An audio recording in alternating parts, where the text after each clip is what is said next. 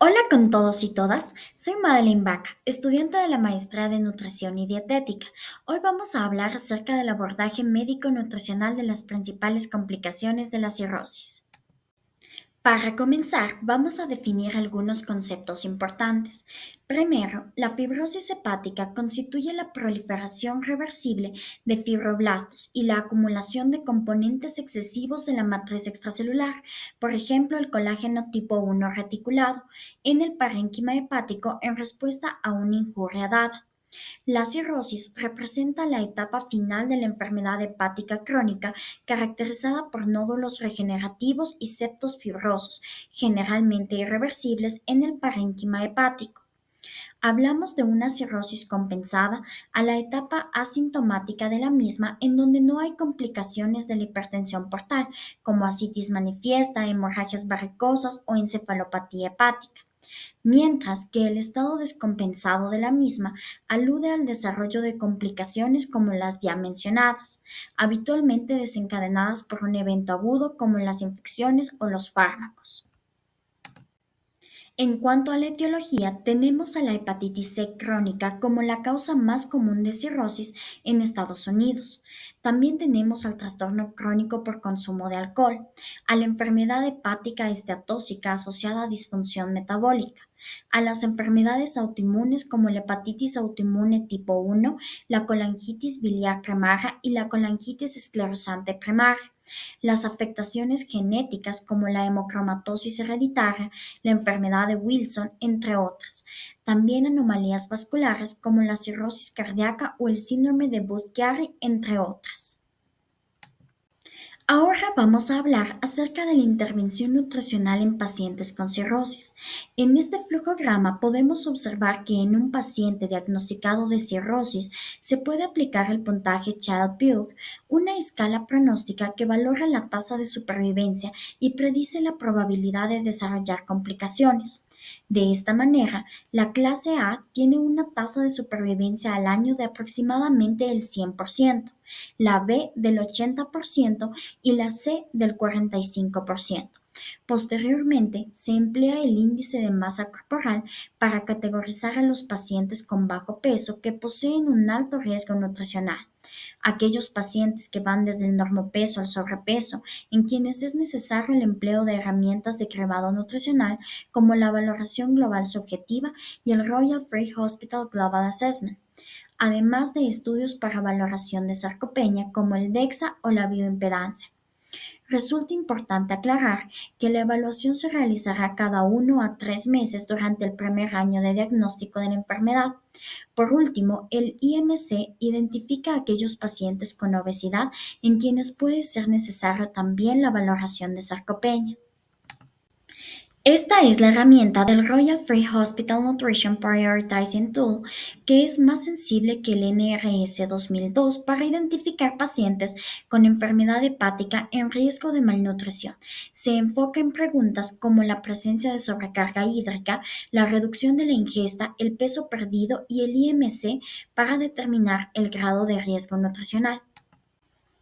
Tenemos que, de acuerdo a la guía ESPEN más reciente, en los pacientes con cirrosis hepática debe esperarse una alta prevalencia de desnutrición, depresión de proteínas y deficiencia de oligoelementos. Por esta razón, es importante garantizar una atención nutricional multidisciplinar que cumpla con el seguimiento del estado nutricional en pro de mejorar la calidad de vida y la supervivencia libre de complicaciones.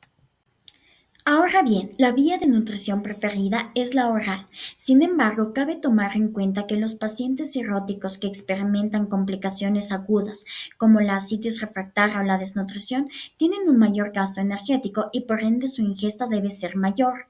En cuanto a los requerimientos proteicos, los pacientes con cirrosis compensada y normonutridos deben asegurar un aporte de 1,2 gramos por kilo de peso por día de proteína. En contraparte, los pacientes cirróticos con desnutrición o sarcopenia requieren un aporte de 1,5 gramos de proteína por kilo de peso por día, con un total calórico de 30 a 35 kilocalorías por kilo por día.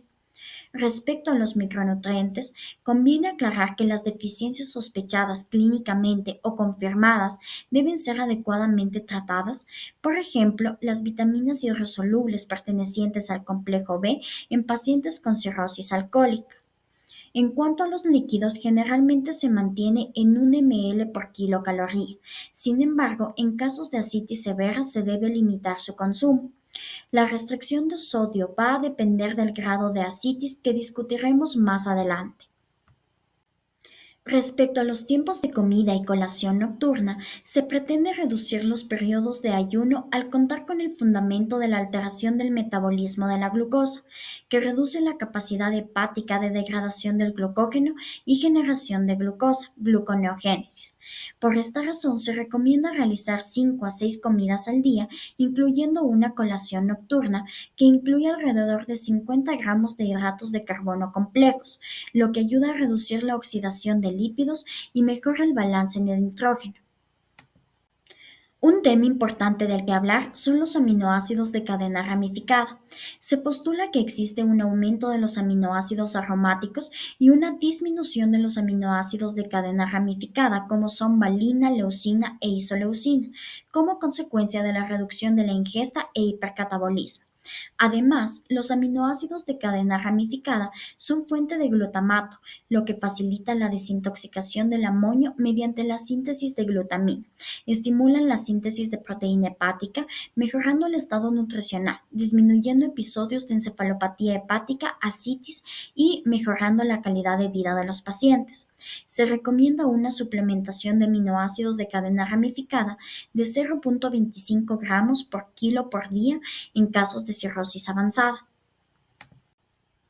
Por otro lado, cabe aclarar que la deficiencia de vitamina D en pacientes con enfermedad hepática crónica oscila entre el 64 y el 92%, predominantemente en condiciones colestásicas. Está inversamente relacionado con la severidad de la enfermedad y el Child Score, por lo que es importante evaluar las concentraciones plasmáticas de vitamina D de todos los pacientes con enfermedad hepática crónica, principalmente en aquellos con enfermedad avanzada.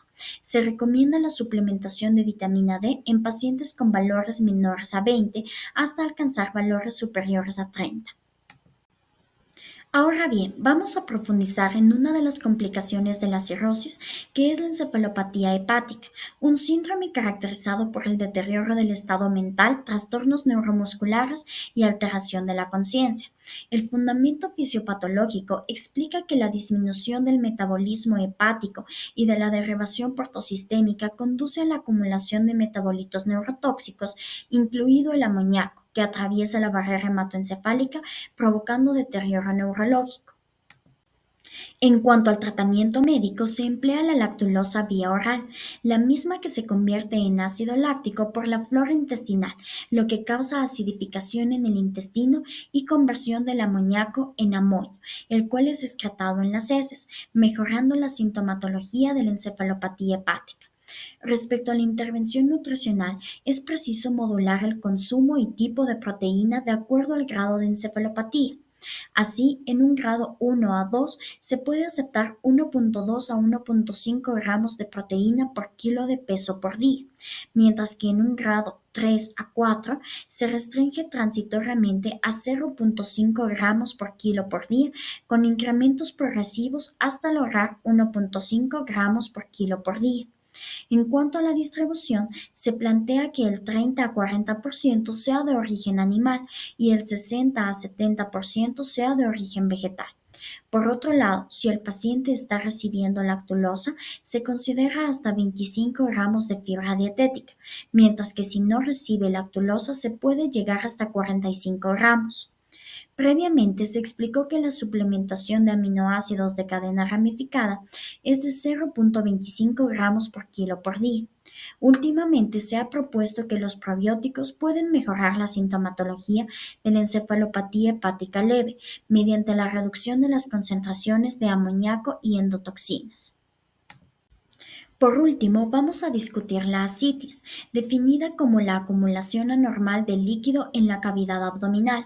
Respecto a la fisiopatología, la hipertensión portal conlleva un aumento de la presión hidrostática en los capilares esplácnicos y peritoneales, con la transudación del líquido desde la serosa del tracto gastrointestinal y el peritoneo.